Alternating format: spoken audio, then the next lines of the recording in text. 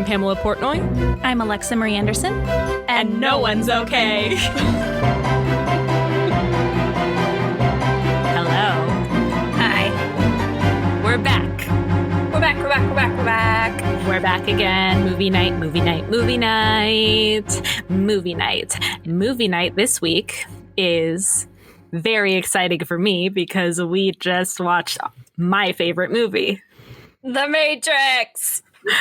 The Matrix. It is, it's funny. We were just talking about this, but I'm going to reiterate. I just think it's such a hard question when people ask you what your favorite movie is, because there are so many, and it really depends on mood most of the time. But when people ask me that question and I don't want to take forever to answer, this is the one I usually say because it's just the easiest one to get into. And it's like widely respected and recognized as an incredible film. And I personally just never get sick of watching it. So yes, this is my favorite movie. Yeah, no, I would agree with what you just said too. I struggle with that question a lot because there's a lot of movies that I love so much. And for some reason, when people ask me, I say Stand By Me all the time, just because it's a lot of nostalgia for me when I watch that movie and I love it. So that's the easy one that I say, but I need to really think about that more whenever I answer that question because that's not always the case. Depends on mood. You're right. Nostalgia is such a big component to a lot of films that I consider favorites as well. Absolutely. Like Sabrina, starring Harrison Ford and Julia Armand and Greg Kinnear. That's like one of my all-time favorite movies because I must have seen that movie like 100 times when I was a kid. Yeah, no, see, I feel like it's funny. I feel like I haven't, like I almost need to do like a refresh into like adulthood favorite films because I just keep thinking of ones that I like adored in my childhood. And so it's an interesting question. It's a very deep question when people ask that and you don't realize how deep it is. Yeah. So I would say The Matrix is my favorite movie, and it was made in 1999. Let's do the breakdown and then we'll get into it because I'm chomping at the bit here. The Matrix, made in 1999. According to IMDb, a computer hacker learns from mysterious rebels about the true nature of his reality and his role in the war against its controllers. The directors and writers are Lana and Lilly Wachowski. Keanu Reeves plays Neo. Laurence Fishburne plays Morpheus. Carrie-Anne Moss plays Trinity. Hugo Weaving plays Agent Smith. Gloria Foster plays Oracle. Joe Pantoliano plays Cypher. Marcus Chong plays Tank. Julian Arahanga plays APOC. Matt Doran plays Mouse. Belinda McClory, Switch. Anthony Ray Parker, Dozer. That's the crew. Woot, woot. I want to get your opinion on it because I basically said already like why I assigned it. You have never seen this movie. Tell me your thoughts. What were your first impressions? Okay, so number one, first impression, this is kind of funny because actually before you press record this session, this is actually the first thought I had going into The Matrix, which is a dumb one, but it's funny and I'm going to share it. I was thinking, I was like, I'm kind of into Keanu bald. Oh my God, he's so hot. I was like, he looks good with no hair. I'm into that. He looks super badass. He looks badass. But no, in all seriousness, I really enjoyed the film. It really made me think a lot. Yeah. About my general feelings on the whole thing and the Matrix and the simulation of the world and like how I would feel like just even in the beginning of the movie when he has to choose, he's handed the two pills, the blue or the red one. I'm like, which one would I choose? I don't know. Like, would I want to go down the rabbit hole or wouldn't I was like kind of on the fence about it. So it really made me think about things and the type of person I am. And like, I don't know, is ignorance bliss, Like it, I don't know. Yeah. I kind of feel like for me, in that situation, I might have gone with ignorance is bliss. I think I might have been like, I just think I don't want to know. Really? Yeah, in a weird way. That was my first, give me a couple seconds, but like my first gut reaction was like, maybe ignorance is bliss for a second. I don't know. In some things, not everything, because I'm a pretty passionate person and I that's not typically my nature. But in this case, that might be my choice. Oh no, what a controversial answer. Sorry. Don't apologize.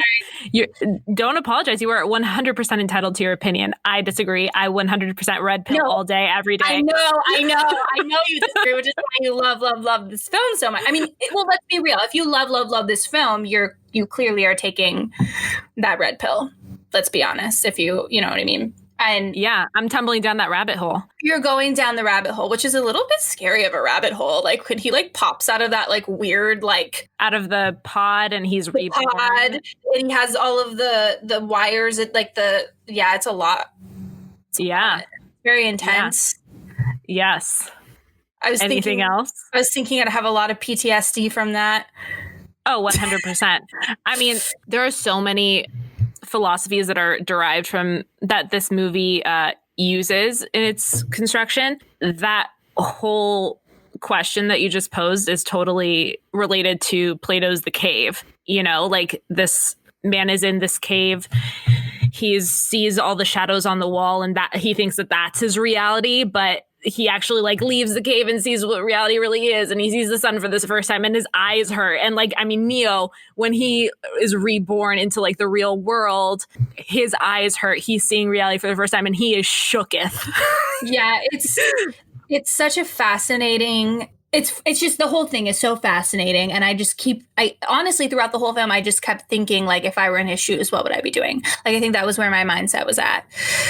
And I also just think because I'm not judging your answer, but do you think that you're having that thought of you take the blue pill because now that you've seen how difficult the reality is, you wish that you wouldn't have seen it?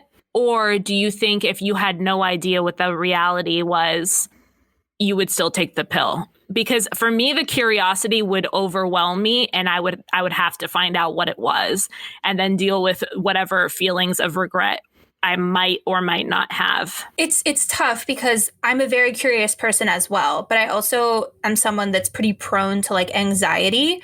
So, and just to like relate off of that, there's like one of my favorite, this is like going down a rabbit hole in itself, but there's this one of my favorite musical theater songs by Jerry Herman, I Don't Want to Know. And it's some of the lyrics, I just remembering off of the top of my head, it's like, if music is no longer lovely, if laughter is no longer lilting, if lovers are no longer loving, then I don't want to know.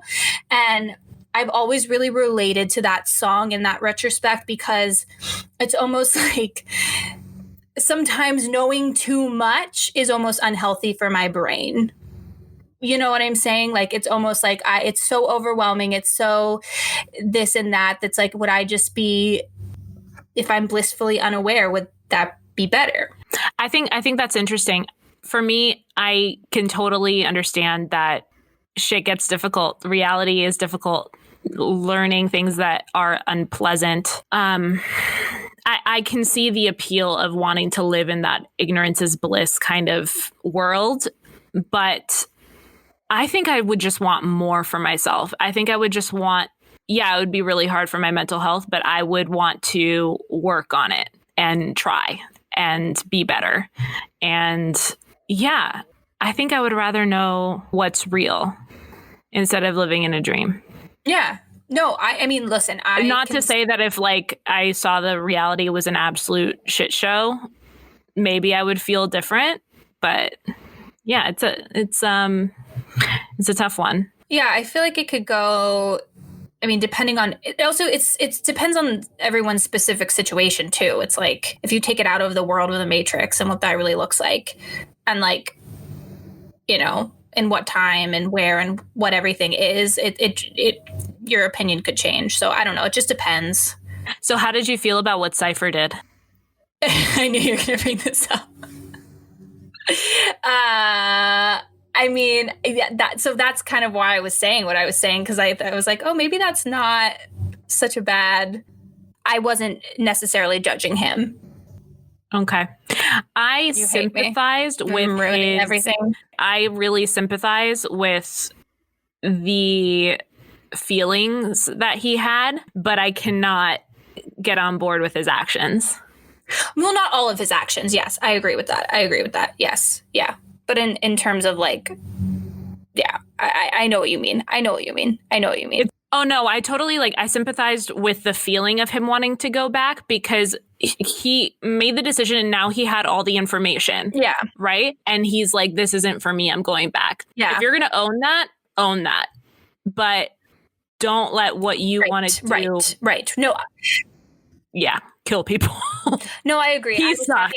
Right. No. He sucks. I'm saying I thought we were talking specifically with the ignorance is bliss, like just that specific him wanting to go back. That's why I was saying I wasn't judging him for those thoughts. But no, don't kill people. Never kill people. That's not good. No, that's not good. But no, I do sympathize, but I think it's different because he finally had all the information, and he just made his decision based on all the information. Yeah. Wild.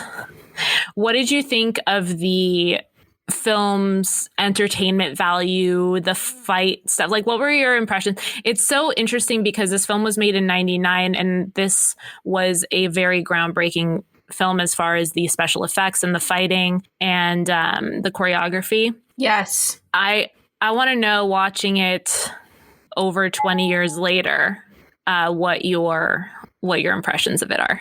It's funny because I didn't necessarily watching it. I didn't necessarily think it felt dated at all, to be honest. It didn't feel that dated to me. It doesn't feel like a movie that's 20 years old. No, it absolutely doesn't. It definitely was before its time, for sure. That whole sequence when he's on the roof and he's dodging bullets, they coined the special effects phrase to be bullet time. And it's that specific slow motion effect with the camera panning around. But it wasn't the first time it was actually used, but it was the first time that it was really acknowledged and celebrated in a movie. And then after The Matrix, everyone wanted to do it. They were even doing it in commercials and stuff like that. So I remember when I was a kid and I watched this movie, I must have been 10 years old. I remember when that moment happened, my jaw dropped.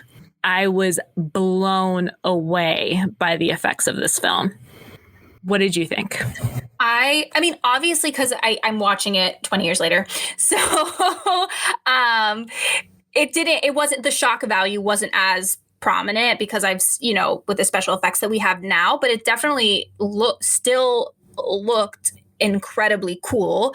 And like I said, I didn't feel like I was watching an older movie at all. I was looking at it oh, this could have been made this year. And I wouldn't, you know what I'm saying? It didn't feel, and obviously I'm sure, looking at it from a technical respect, I'm sure people are oh, they could have done this, they could have done that. I'm sure there's things that can be updated, but from a viewer that doesn't really know all too much about that, I didn't feel like it was dated at all, which is very cool. It's very cool. And they should be very proud of that. Oh, 100%. And the fighting, Keanu Reeves and Carrie-Anne Moss, I believe. Yeah, it was Carrie-Anne Moss. She and Keanu Reeves and I think Laurence Fishburne and Hugo Weaving as well. They were in fight training for 6 months before this film started shooting. And they did all kinds of training. And I was watching some of the videos last night of them in the warehouse. I think they were doing this in North Hollywood. Just watching their dedication to the craft. It's like watching actors learn a dance. I fucking love seeing the behind the scenes stuff of the fighting stuff. No, it's definitely fascinating. It's such an art. I also wanted to be that badass watching it. I was I want to know how to do all of this stuff. Yeah, I don't know how to. A lot of the hanging on the wire, kind of. Yeah, it just is all very cool and fascinating. It also kind of made me want to cut my hair, but I'm not going to. Yeah, I was I remember this movie was such a style inspiration for so many people. I started loving that all leather look, and I think that's probably very it's definitely helped shape my style now because I wear so many leather jackets. But I remember so many men in my family and men that I knew right around the time that this movie came out, everyone bought Neo's sunglasses. It was such a formative moment for everybody when it came to style and just philosophy and cinema all combined. Did you have any other impressions of the film? I really enjoyed it. I really enjoyed watching it. It's funny, like sci-fi stuff typically isn't something I'm drawn to. I don't know if it's just because there's no realism in it at all. Like I don't know what it is about it, to be honest with you, but I didn't feel that way. There was a couple moments towards the end, like in the fight sequences when they just kept going and going and going, where I was like, I got a little bit like distracted with other things, but for the most part, for the entire film, I was really, really focused and drawn in, which is not typical for me with like a sci-fi film. So I thought that was very cool. Oh, interesting. Yeah. Yeah, I absolutely love every moment. This is a movie that I can't really watch distracted. I remember there were a couple things. I was watching it last night and I had to get up and go to the other room on a couple occasions, and I had to pause the movie. And I remember when I would get up to go to the other room, I would like just start punching the air, and I was like so jazzed. I was like, yeah, fuck yeah.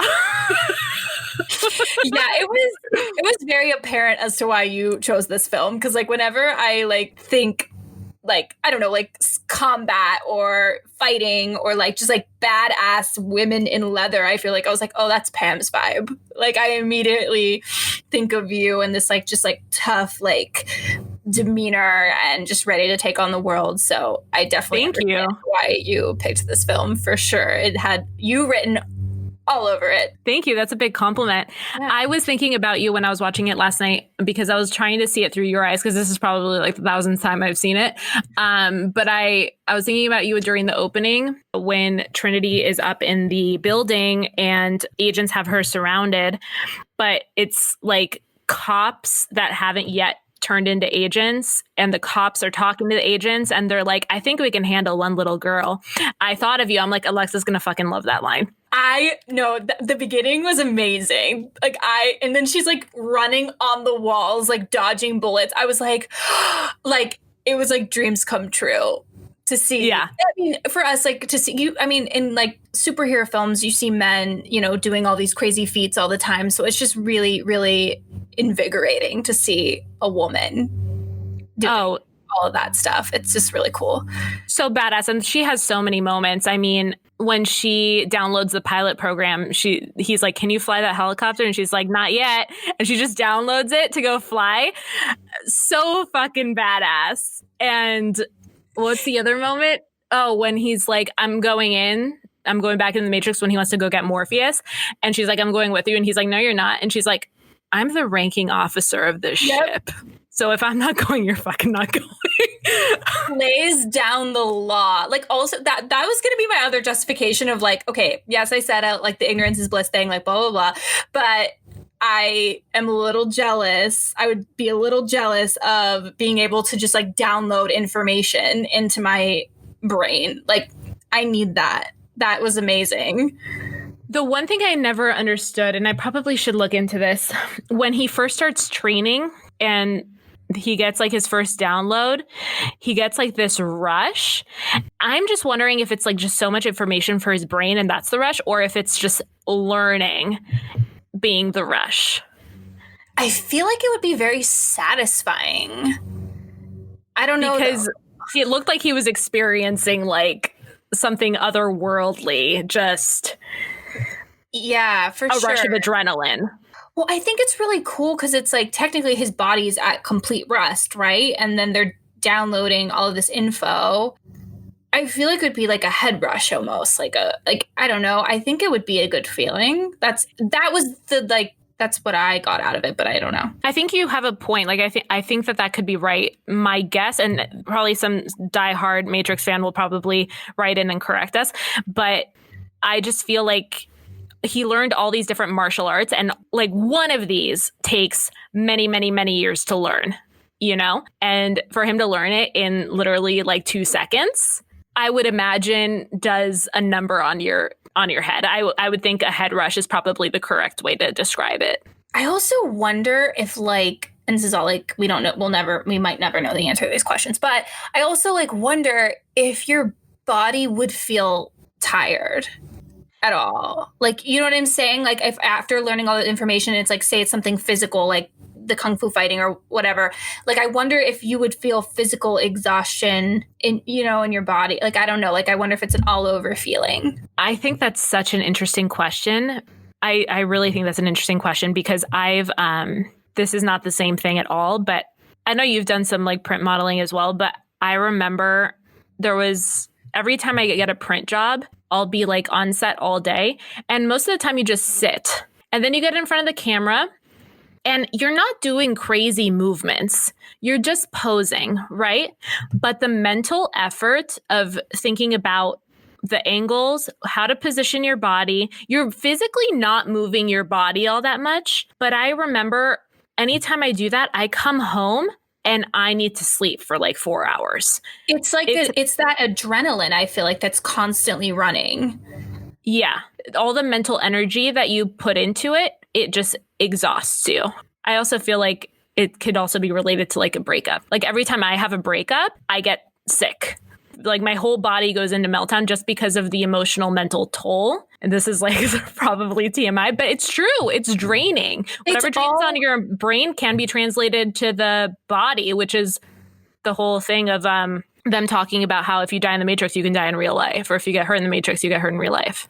Right. Like it's all connected. And what does he say? Oh my gosh. He says a line about like the brain can't live without, or the body can't live without the brain or something. The body cannot live without the mind. Yes. The body cannot live without the mind. And it's just so interesting because your mind has it just relates to mental health and how, like, if you're experiencing a lot of anxiety, like you might feel physically nauseous. Like it's all connected. Everything is connected to everything. And just because something's mental doesn't mean it's not physical as well. And so I think there's probably a very good chance he was physically exhausted. Totally. Yeah. That's why when Tank comes in, the first time he comes to train, he's like, "Good morning. Did you sleep?" And he says, "No."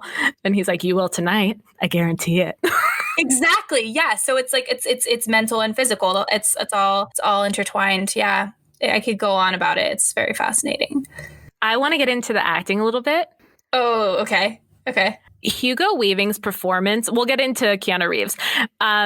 Hugo Weaving's performance in this film was an incredibly formative part of my upbringing. Every little thing he did in this movie gave me the giggles. I can see that. I can see it. Okay, yeah. So like when Neo is being interrogated by him at the top of the movie, and he's got Neo's file in front of him, and he's slowly unwinding the rubber band in a circular motion, and then he opens the file. All the things that he says without talking. Well, are you all right? She just got really excited. Her mic fell down. I am doing great. What I was going to say is like his face, because I am so aware of people's faces when they act, because I have like one of my biggest like problems for me is my eyebrows, like to just like go everywhere. You have dancy eyebrows. I have dancy eyebrows. And I'm working on it. It's, every day. Everyone's got their thing that they work on. But his face, like he emotes so much and his face just doesn't move. Like I know. It's incredible. I was so fascinated with that. I can't even tell you. I'm so happy you brought that up because I almost forgot. That interrogation scene between him and Keanu Reeves is so spectacular on both ends because very little is said, like dialogue wise, but there's a whole moment where he like unwinds the rubber band, opens the file. They look at each other. Keanu looks at the file and he's like, fuck, in his head. Like he has all my shit in there. Like all of my computer crimes are in this file. And so much is said before the dialogue even begins. It's pretty spectacular. The tension that's built between the two and their body language is it's like a masterclass in how to act while not speaking. Yes. And I remember just his cadence of speech. He purposely talks so slowly. It's reminiscent of Alan Rickman's performance in Harry Potter because it's just the speed. It's almost entrancing. Yes. The way he talks, like you're like I was like hanging on every word because it was so fascinating because he was doing so little, but also so much. I don't know. Like it just is nuts. It's so predatory. He's luring you. Yes, exactly. I remember watching him and, you know, my family and I, we have so many inside jokes when it comes to The Matrix. Like, well, if I come home, my parents will be like, Miss Anderson, welcome back. That's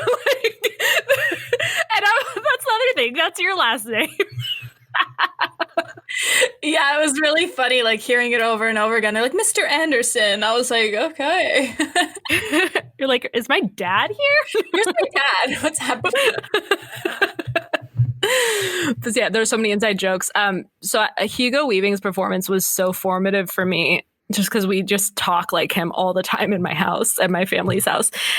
But I remember right around this time, he was also working on the Lord of the Rings franchise. And I remember thinking, man, like, no wonder this guy is so fucking talented. Of course, he's in like 2 of the biggest franchises ever made. Yeah. I was just so blown away by him. Rightfully so, too. He's brilliant. What do you think of Keanu Reeves? I thought he was fabulous. I mean, Can you imagine anyone else in this role? No, I really can't. That's the funny thing. Like, he was so perfect for it. And just like, I don't know, there was a lot of like nuances too, like with like the way he played it. And I just really, you kind of fall in love with, I mean, obviously, like, how do you not fall in love with Keanu Reeves? But like his character, you definitely fall in love. Do you finally get my love? I get it. I like totally get it. Because there's something about him. He has this really calm demeanor. Yeah. At all times, even though so much is happening, he's really, really grounded, like super, super grounded. And that's something I really gravitate towards when I watch actors and like when I'm like wanting to steal things. I'm like, oh, that thing I want, I'll take it and try to make it good as well. So I just like, I don't know, I really enjoyed how he was so grounded throughout the whole thing while going through all of these insane changes. And, you know, I don't know. He just was a really lovely, steady, strong and steady person throughout the film. Does that make sense? I don't know what I'm saying. 100%. 100%. His arc is probably one of my favorite character arcs in cinema. I mean, at the top of the film, when he's running from the agents and he doesn't really know what's going on yet, he keeps saying, what did I do? I'm nobody. I don't know. Who am I? I'm nobody. The amount of times he says, I don't know, and I'm nobody, it's wild. And then at the end of the film, when he realizes who he is and what he's capable of, and he's literally flexing on his surroundings, that kind of transformation is so epic to watch. And it's also just it's so like, he's so humble throughout the whole film too. And I think it makes it that much more gratifying too, to watch. And I don't know. Lovely is the word. Like, I just so lovely. I did like a deep dive on this just because I'm so passionate about this film. And I was looking up, I was doing a refresher on some of the philosophy stuff. And it's so funny you bring up him being humble thing, because that's actually a big part of the philosophy behind the film. It has to do with, it's really showcased in his visit to the Oracle, right? Where she's like, do you think that you're the one? And he's like, I honestly don't know. And he was already like verging on the like, I'm probably not kind of mindset. She knew that he was the one the second he said that, because this is actually like, it stems from Socrates, apparently. I'm not a philosopher, but I did a little bit of looking into it. It stems from like Socrates' writings on the visit to the Oracle of Delphi. In that piece, they talk about knowing thyself and how the one thing that you know for sure is that you don't know anything. And so when he said, I don't know, that's when she knew. Mm-hmm. But she still gave him like the info so he could figure it out for himself, you know? Well, it's just so interesting. And because we talk about it all the time, we're like, the smartest people are the people that say they don't know everything. Yeah. And it's so true, because it's, you know, part of it's, you know, self-awareness too, like just knowing that not everyone knows everything is the truth. But yeah, it just reminds me of that as well. Totally. So I think it's really cool that you caught on to like him being so humble is like a key to his power. Absolutely is. Because I fucking love that. Well, because he doesn't show it off, you know. That's like the mystery, the secret of like he doesn't know, but he has it, and that almost makes him more dangerous, you know. Yeah, and then at the end, it's not like he had to try. It's like if you know something, you just are. It's like she says, I fucking love the dialogue in that scene. She's like, being the one is like being in love. No one can tell you you're in love. You just know it. You just are, yeah. So he's not like trying to be the one. He just is. Well, it's just so funny because I think that's a theme throughout the whole film. Because even when he's fighting Morpheus, are they kung fu fighting? When he's training? Yes. Yeah, when he's like, training with Morpheus. Yes, when he's like, and Morpheus keeps telling him, he's like, stop. I forget the exact line, but he's like, stop trying to hit me and hit me. Yes, stop trying to hit me and hit me. Sorry, that was such a simple thing, but I couldn't. Don't be sorry. I've literally seen this movie so many times I could probably quote the whole thing to you. I only watched it once. Bear with me. Our audience knows that. This is why I recommended it. Because it's so beautiful seeing it through your eyes for the first time, like 20 years after it was made. And I've seen this like so many times that I love seeing you experience it fresh. This is like a beautiful experience for me. No, I'm glad. I can't believe I probably never watched it because it just never, like I said, with sci-fi films, it's not something I'm usually drawn to. It's not your genre. It's not my genre. So if someone didn't force me to watch it, I wasn't probably going to see it. So here we are. You made me watch it. But I enjoyed it. I enjoyed it so much. So like, that's awesome. You opened my eyes to new things. I'm so happy you feel that way. That makes me really happy. Yeah, it was awesome. Anything else that stood out to you? I think we covered, for me, I'd probably have to see it again to like talk more about it, to be honest with you. But I feel like I covered just. This is one of those movies. I see something new every time I see it, for sure. There's one thing I did want to discuss with you. The, the scene where they load the jump program and he has to jump from one building to the other. Yes. And they're like they're thinking, like, I feel like they're all very hopeful. Sorry, say what you're going to say before I say anything. Go ahead. The exploration of doubt and what is doubt? What is freeing your mind? What is letting go of your disbelief? What does that even look like? Because if you're thinking about, okay, I am going to just be bold and courageous and fuck it, that whole fuck it mentality. But there's that caveat of like, if I'm already thinking about letting it go, does that mean that I still have the doubt? Yeah, it's tricky. And I think it's funny. I was going to say something similar. I think it's that just like that knowing of like, it is. I will make it. That I see what you're saying. I don't know. But if you have that like humility that we were talking about earlier, don't you think you would always have a little bit of doubt somewhere in the back of your head? I think when you're humble like that, I think because you obviously can be confident and humble. Right. So I think it's knowing that you are going to make it, but then realizing if you don't, that's okay. I don't know. Or realizing there's a possibility that you can't. That's actually an interesting question. It's interesting, because I've never been faced with the task of hopping from one building to another, but I relate that scene to anytime I'm in an audition room, because so many people throughout like acting journeys will tell you, you can't have a shred of doubt in your mind that you're, the character. You shouldn't even be thinking about like the other things other than the scene.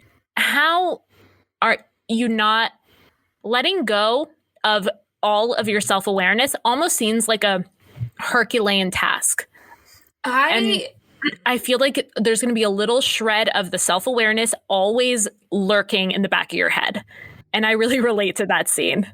Agreed. And I think, and I'll tell you just from me personally, and we used to have this saying when I was in college, strong and wrong. And I think that's how I tackle those things where it's like, even I'd rather be so wrong or so right than nothing at all. So it's like I'm almost so confident that like in the wrong choice as I am in the right choice, because at least if I'm wrong, I did it full-heartedly. I don't know if this is relating at all, but like I guess that's what I think in my head is like I'm still confident even if my choice is wrong, I'm still going to be confident in it.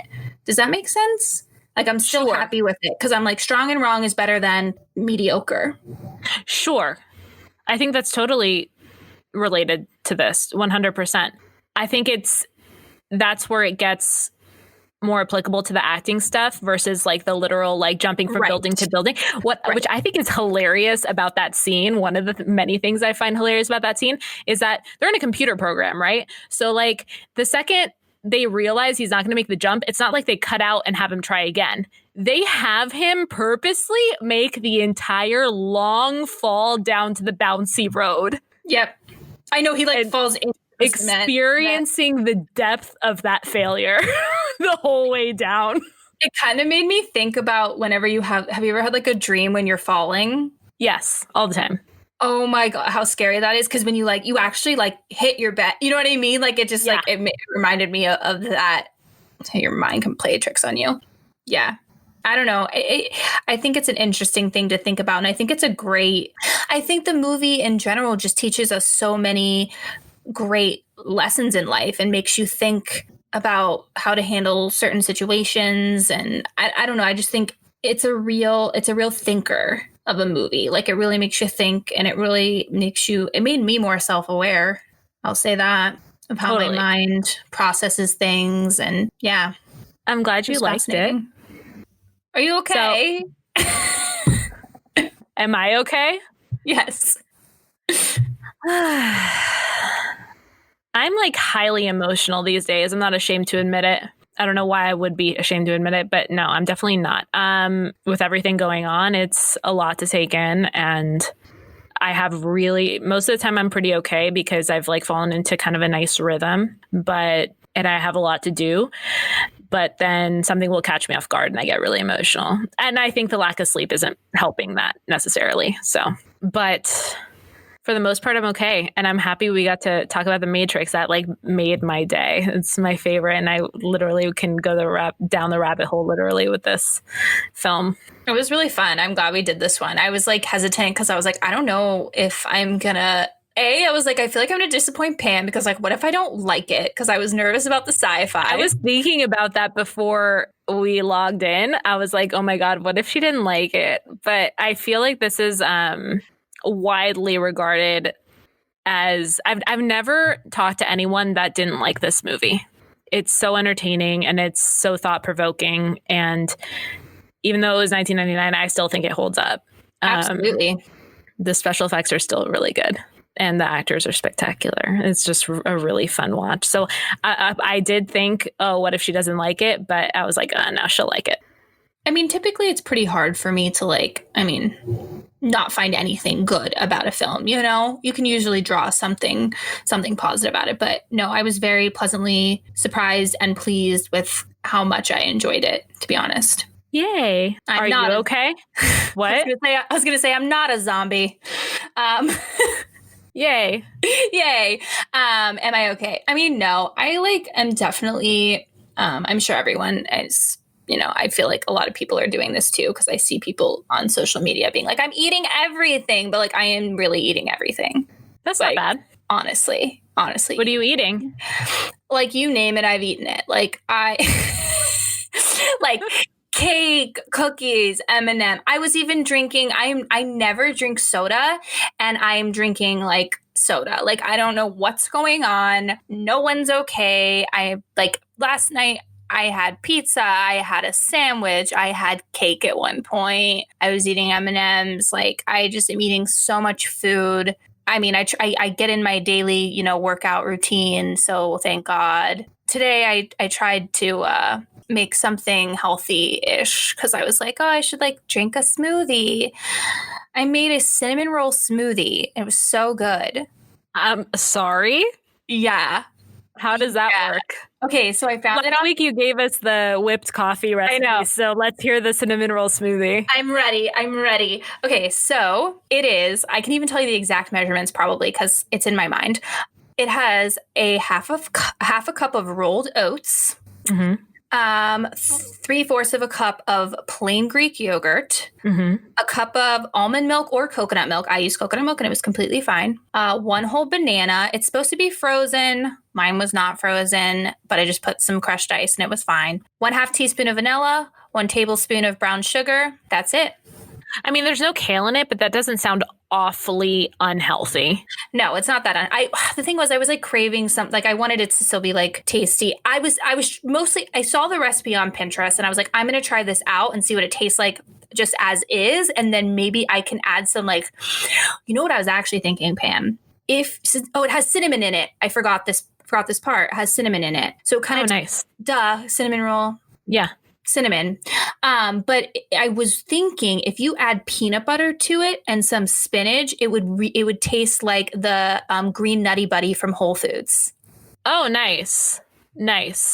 I'm sure you could also add like a little bit of cacao and maybe some avocado. Yeah, it would make it creamier, like chocolate. For sure. It's a good like base recipe and I feel like you could add like other things to it for sure. I might try it out. Nice. I have a NutriBullet that I got gifted when I moved and I still haven't opened it. And I should probably order like a bunch of frozen fruits and things to make cool smoothies. Do it. We have a NutriBullet. My parents do, obviously, because that's where I'm at right now. The only thing I say about the NutriBullet is that it has a hard time sometimes with frozen fruit that's just out of the freezer. So you have to like defrost it maybe just like a little bit. So it's not like rock hard. Oh, okay. Then you'll be good. I used to have like a little one that I would make my collagen coffee in before I bought my frother. And I bought the frother because I just didn't want to do more dishes. But yeah, no, I think it's time. It's getting to that time where like of quarantine where I think I need to be making frozen margaritas. That sounds like a great plan. Are we be doing that? We should have like a Zoom frozen margarita party. I love that idea. That's a brilliant plan. I'm very excited. You were like frozen margarita and I was like, squirrel? You popped up out of the ground. Oh my God. Well, now we're better. We're better. Thanks for chatting with me today. Thanks for chatting with me. That was fun. This is probably one of our longer ones. It was, for sure. No, but I feel like it had to be. It had to be, as there's too much to cover in this film. All right. Yeah. Agree. We hope you're all staying very happy, healthy, and safe. And we will be back next week with more movie nights. Movies. Thanks so much for listening. Please don't forget to like, share, subscribe, all the things. If for some reason you want to see more of us, you can follow us on Instagram at NoOne'sOkay. And a special thanks to Jordan Ross Weinhold, Sean Moore, Jason Crow, Claire Palmer, Jackson Palmer, Tiffany Haymoff, Shane Rings, James Liddell, and our podcast is recorded at Soundworks Studios. We can't wait to meet you!